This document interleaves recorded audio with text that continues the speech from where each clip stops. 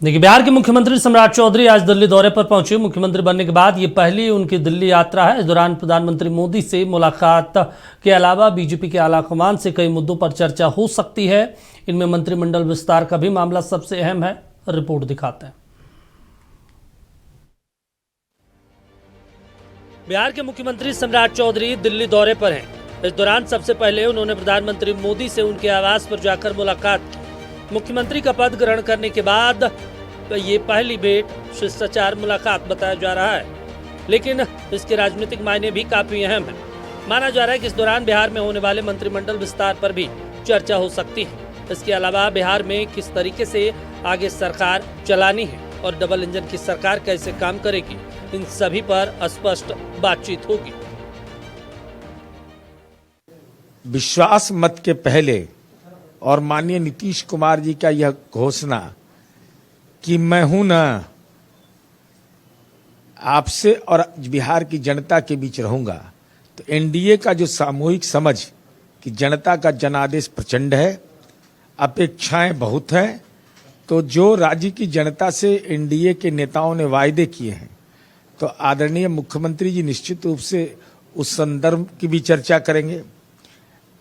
माननीय नीतीश कुमार जी के पक्ष में पारित प्रस्ताव कि जिन्होंने बिहार के विकास की दशा और दिशा बदल दी और गठबंधन के साझा रणनीति एवं विभिन्न विषयों पर जो उनका विशेषाधिकार है मुख्यमंत्री जी का, वो चर्चा आदरणीय प्रधानमंत्री जी से करेंगे।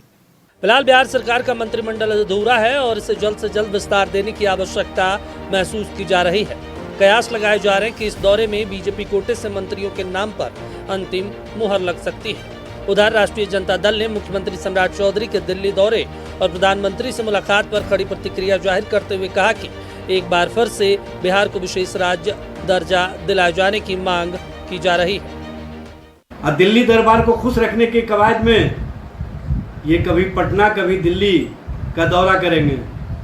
मुख्यमंत्री जी, आप दिल्ली गए हैं तो बिहार के विकास के लिए, बिहार को आगे बढ़ाने के लिए, बिहार में जो वेतन मत के पैसे नहीं है उसके लिए केंद्र सरकार से विशेष कोष का व्यवस्था करवाइए, विशेष पैकेज का व्यवस्था करवाइए और बिहार को विशेष राज्य का दर्जा मिले, इसके लिए गंभीरता पूर्वक प्रयास कीजिए।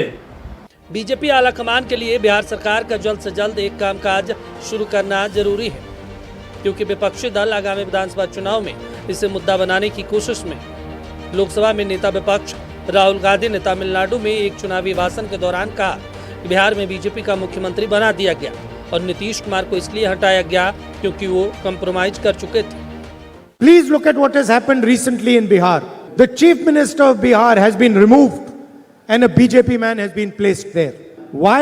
Because the chief minister of Bihar is compromised. He did not say a word and he silently went to the Rajya Sabha because his past deeds have allowed the BJP to control him completely. And that is what they want to do here in Tamil Nadu. They want to have a government which they fully control. They want a chief minister who does exactly what they say. And that is something that we are never going to allow them to do. No matter what dream they have, they will never ever control the government or the people of Tamil Nadu. Bihar में अब स्थिति यह है कि 2 deputy CM के अलावा पूरी cabinet लगभग खाली पड़ी है। इससे विकास की गति के साथ ही प्रशासनिक कामकाज भी प्रभावित हो रहा है। ऐसे में सम्राट चौधरी की पहली प्राथमिकता मंत्रियों के नामों पर सहमति हासिल करने की है, लेकिन बिहार की आर्थिक स्थिति को देखते हुए स्पेशल पैकेज की मांग भी सम्राट चौधरी के एजेंडे में जरूर होगा। अब देखना है कि सम्राट चौधरी दिल्ली से क्या लेकर आते हैं, या सिर्फ आश्वासन या ठोस समाधान। मरगूब आलम, नक्षत्र न्यूज, पटना। चलिए, इस पर ज्यादा जानकारी के साथ स्टेट हेड मरगूब जी जुड़े हैं। मरगूब जी, दिल्ली दरबार में पहुंच गए हैं। बिहार की सरकार के जो मुखिया हैं सम्राट चौधरी, मुलाकात भी हो गई प्रधानमंत्री मोदी से। उन्होंने कहा कि हम बिहार समृद्ध बिहार के विजन को लेकर चर्चा हुई है। क्या किन किन मुद्दों पर चर्चा हुई है?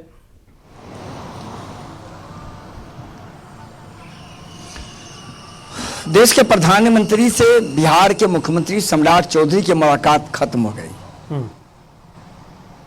उसके बाद उनका एक ट्वीट आया कि देश के माननीय प्रधानमंत्री से मुलाकात हुई, शिष्टाचार मुलाकात थी, विकसित भारत और समृद्ध बिहार के रास्ते पर बिहार चल पड़ा है और प्रधानमंत्री जी का आशीर्वाद पहले से मिलता आ रहा है और आगे भी मिलता रहे। उनके मुद्दे तो कहे हैं दीपक, बिहार के विकास पर बात हुई, कैबिनेट विस्तार पर बात हुई, बिहार को कौन चलाएगा इस पर भी बात हुई है। दिल्ली के पीएमओ के लोग आ रहे हैं बिहार को चलाने, जो बिहार कैडर के आईएएस पदाधिकारी, मेरे पास जानकारी, और वो लोग बिहार आएंगे और वही लोग सम्राट चौधरी के इर्द गिर्द रहेंगे विभिन्न पदों पर, वही बिहार चलाएंगे। डबल इंजन की सरकार कैसे काम करेगी, प्रधानमंत्री जी का आशीर्वाद उन्हें मिला। और ये भी आशा सम्राट चौधरी लगाया कि केंद्र की तरफ से विशेष सहायता बिहार को मिलती रहेगी। प्रधानमंत्री की ये मुलाकात मैं आपको बता रहा हूं, इसमें जो कंक्लूड इस मुलाकात का 2 शब्द में समझिए, ये बिहार की दशा और बिहार की दिशा दोनों तय करेगी।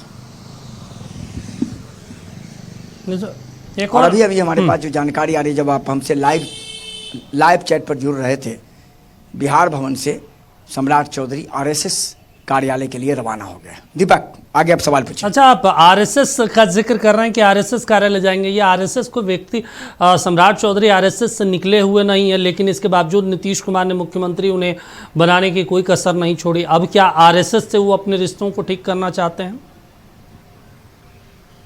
बिल्कुल सही सवाल है। विश्वास जीतना। जाएंगे वहाँ, उनकी बात सुनेंगे, अपनी बात कहेंगे।